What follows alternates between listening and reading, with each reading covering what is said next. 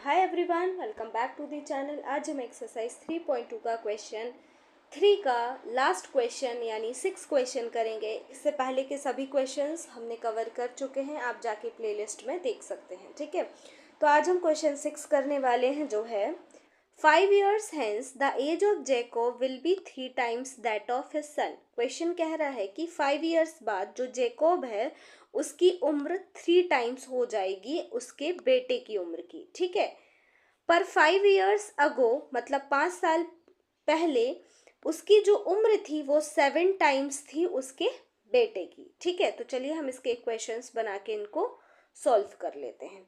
Solution,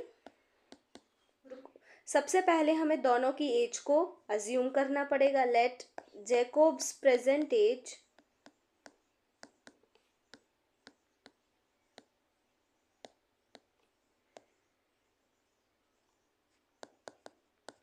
x years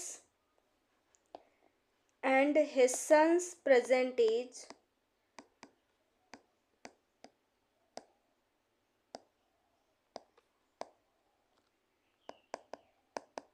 y years। ठीक है, दोनों की प्रेजेंट एज को हमने लेट कर लिया है। अब अकॉर्डिंग टू क्वेश्चन इक्वेशंस क्या बन जाएंगी। इन्होंने कहा 5 years hence the age will be, future की बात हो रही है। जब भी फ्यूचर की बात होगी तो हमेशा प्लस होगा। ठीक है, तो जैकोब की उम्र जो है 5 साल बाद उसके बेटे की 3 टाइम हो जाती है, तो दोनों की एज में हमें +5 करना पड़ेगा। अब ऐसा तो नहीं है कि सिर्फ जैकोब की एज 5 years बढ़ेगी, उसके बेटे की उम्र नहीं बढ़ेगी। तो सबसे पहले जितने भी ईयर्स बाद की बात हो रही है तो हम उतने ईयर्स प्लस कर देंगे, उसके बाद आगे का क्वेश्चन सॉल्व करेंगे। तो x+5 इक्वल टू y+5, दोनों की एज बढ़ेगी 5 years। अब 5 years बाद जैकोब की एज जो है वो उसके बेटे की उम्र की कितनी हो जा रही है, 3 टाइम्स। मतलब हमें मल्टीप्लिकेशन करना पड़ेगा। जब भी टाइम्स बोलेगा 3 टाइम्स, 5 टाइम्स, 7 टाइम्स, मतलब क्या है कि मल्टीप्लिकेशन होगा। ठीक है, यहाँ मल्टीप्लिकेशन कर लेते हैं। x+5 equal to 3y+15। सभी वेरिएबल्स को एक साथ लिख लेते हैं। x-3y equal to 15।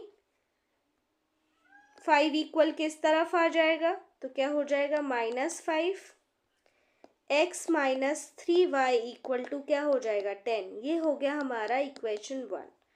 अगेन हम क्वेश्चन पढ़ेंगे। तो according to question 5 years ago, अब 5 years पहले की बात हो रही है तो हमें दोनों में क्या करना पड़ेगा, -5 करना पड़ेगा। ठीक है, दोनों में हम -5 कर देते हैं क्योंकि 5 years पहले की बात हो रही है। 5 years पहले जो जैकोब की एज है वो उसके बेटे की 7 टाइम हो जाती है। कितने टाइम, 7 टाइम।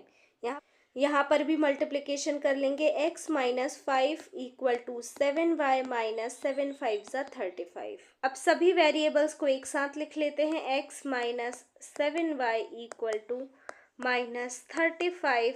-5 इक्वल किस तरफ जाएगा तो +5 हो जाएगा। हमारा इक्वेशन क्या आ जाएगा, x-7y इक्वल टू -30।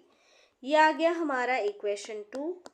हम इक्वेशन 2 या 1 किसी को भी सॉल्व करके x या y किसी की भी वैल्यू निकाल सकते हैं। तो मैं यहाँ इक्वेशन 2 को सॉल्व करके x की वैल्यू निकालूंगी। फ्रॉम इक्वेशन 2 x की वैल्यू क्या हो जाएगी, x equal to -30 plus 7y। 7y equal किस तरफ आएगा तो प्लस हो जाएगा। ये x की वैल्यू आ गई। इक्वेशन 1 में पुट करेंगे। Put x equal to -30 plus 7y in equation 1। x -3y equal to 10, ये है हमारा इक्वेशन 1। x की प्लेस में हमें क्या पुट करना है, -30 plus 7, -30 plus 7y -3y equal to 10। -30 equal किस तरफ आएगा तो क्या हो जाएगा, +30, और 7y से -3y जाएगा तो क्या आ जाएगा, 4y।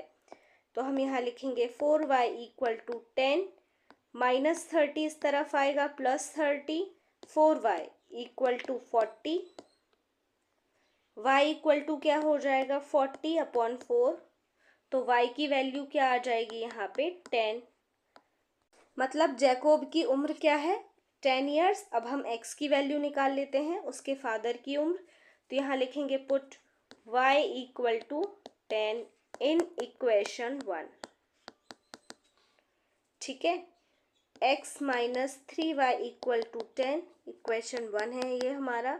x minus 3y equal to क्या पुट करना है 10 equal to 10, x minus 30 equal to 10, x equal to 10 plus 30 equal के उस तरफ जाएगा 30, तो x इक्वल टू क्या आ गया 40। मतलब उसके फादर की एज क्या है 40 ईयर्स और उसके बेटे की उम्र है 10 ईयर्स। ठीक है, तो हम आंसर में लिख देंगे